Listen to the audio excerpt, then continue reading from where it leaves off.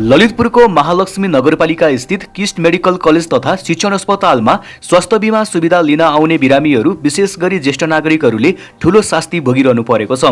बिहानैदेखि घण्टौसम्म लाइनमा उभिएर मात्रै टिकट लिनुपर्ने बाध्यताका कारण वृद्ध आमा बुबाहरू अत्यन्तै कष्टमा परेका छन्। अस्पतालमा बीच काउन्टरको व्यवस्थापन फितलो हुँदा सामान्य चेक जाँचका लागि पनि लामो समय लाइनमा बस्नुपर्ने अवस्था छ।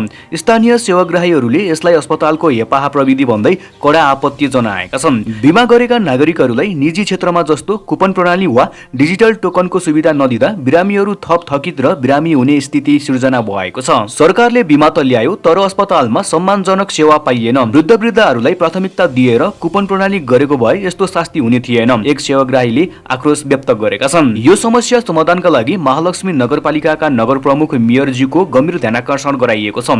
स्थानीयले बिमा नीतिलाई प्रभावकारी बनाउन वा निजी स्तरका अस्पतालहरूमा जस्तै व्यवस्थित प्रणाली सिस्टम लागू गर्न माग गरेका छन्। सरकार र सम्बन्धित निकायले समयमै ध्यान नदिए बिमा कार्यक्रमप्रति नै नागरिकको अविश्वास बढ्ने देखिएको छ। सुधारका लागि प्रस्तावित मागहरू यस प्रकारका रहेका छन्। ज्येष्ठ नागरिकका लागि छुट्टै र छिटो छरितो काउन्टरको व्यवस्था गरियोस्। घण्टौसम्म लाइन बस्नुपर्ने बाध्यता अन्त्य गर्न डिजिटल टोकन वा कुपन प्रणाली लागू गरियोस्। बिमा कार्ड भएका बिरामीहरूलाई गरिने विभेदकारी व्यवहार तत्काल रोकियोस्।